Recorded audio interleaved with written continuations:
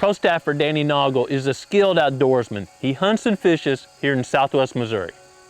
I'm gonna bet Danny's family eats really well because no matter what season it is, he seems to always bring home a lot of meat. During this past summer, Danny practiced a lot with his prime bow, and near the end of the summer, started planting some small food plots. You may recall that at the start of last season, fellow pro staffer Bradley Lukenhoff tagged a nice doe from a food plot he and Danny had created.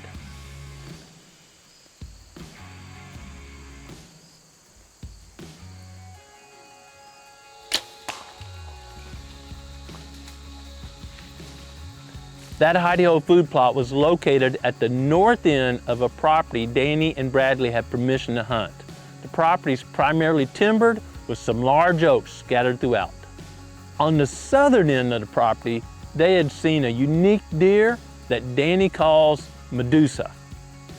Danny began getting pictures of this deer several years ago. You may notice that these antlers hold velvet much later into the season than normal.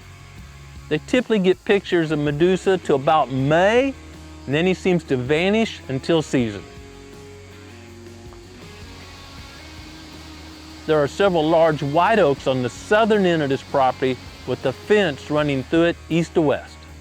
One of the middle wires of this fence is missing for a short section, and that's where deer are crossing.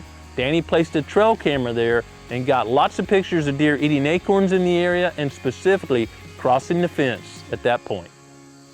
Putting this all together, recently Danny and Bradley hung some summits near the fence gap and overlooking the white oaks. Recently, a strong cold front passed that area, and it dropped the daytime temperatures from an average of the 80s to the 60s. When it turns colder, deer tend to seek acorns because they're full of carbohydrates. The cold front paired with a strong north wind were ideal conditions for Danny and his friend Sean to slip in from the south and hunt the fence gap area. Growing Deer is brought to you by Bass Pro Shops and Cabela's. Also by Reconics, Eagle Seed, Winchester, Avian X Decoys, Lacrosse Footwear, Morel Targets, Bog, Hooks Custom Calls, Summit Tree Stands, RTP Outdoors, Fleet, Yamaha, Fourth Arrow, Onyx Hunt, Scorpion Venom Archery, Case IH Tractors, Bloodsport Arrows, Burris Optics, Code Blue, Decode, G5 Broadheads, Prime Bows, and Redneck Hunting Blinds.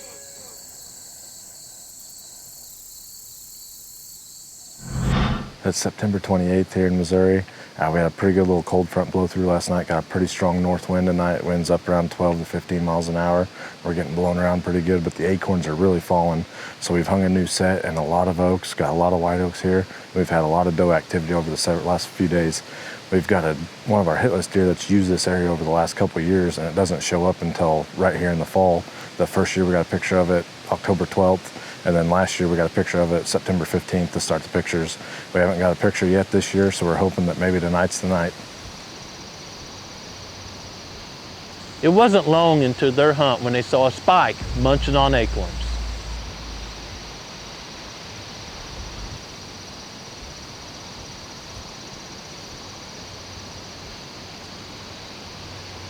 After a few minutes, the spike turned and walked right under their stands.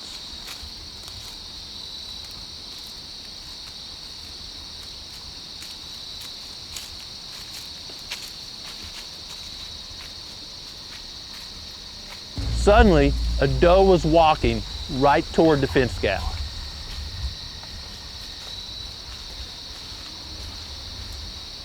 As she slipped through the fence, Danny prepared for the shot.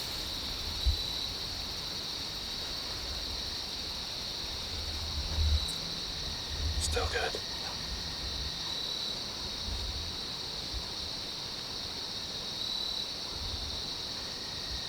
Yes or no?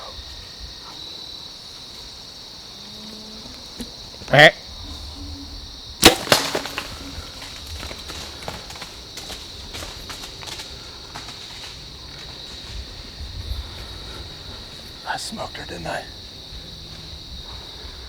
Huh? She just crashed.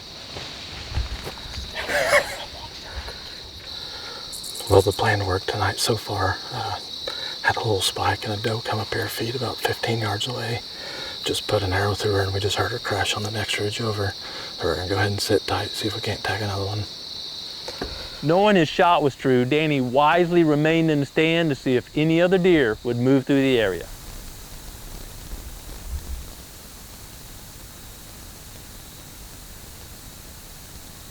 It wasn't long until he saw more deer feeding on acorns.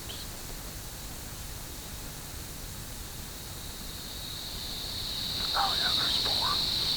Yeah, she's right behind the white oak. Behind it, going to the right.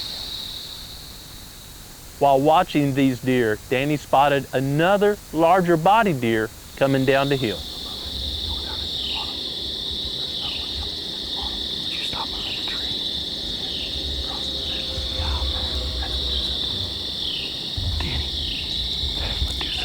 It was Medusa. Going in the food plot. Oh my gosh. Danny. That's Medusa. Did you get it on camera? Yes. Like you can see. Yes. I'm still filming it. Medusa entered the plot, which is about 80 yards away from the stand, and started feeding. I've still got her on camera.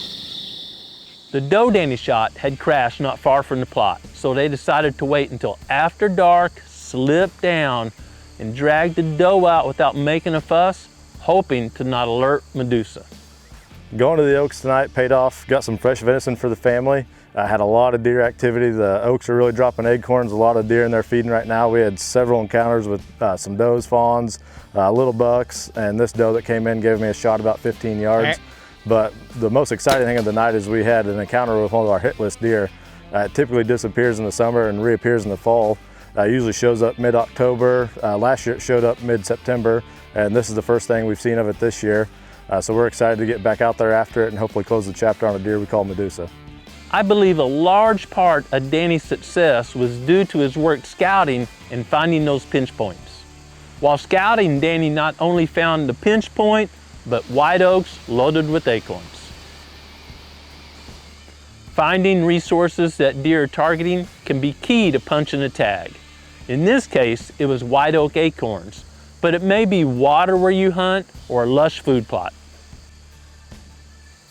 We often share about terrain features creating a pinch point, but pinch points can be man-made also, and in this case, it was an old fence.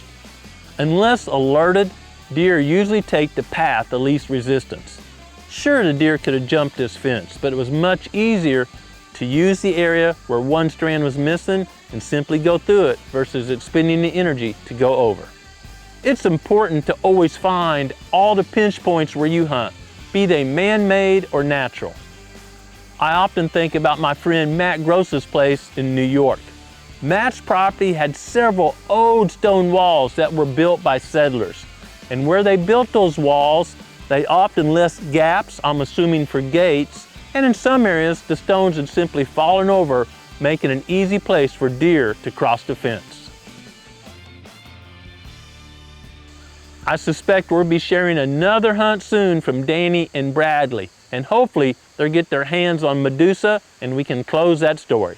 This time of year, food sources can change rapidly. If you'd like to learn more about our hunting techniques week by week, simply subscribe to this channel.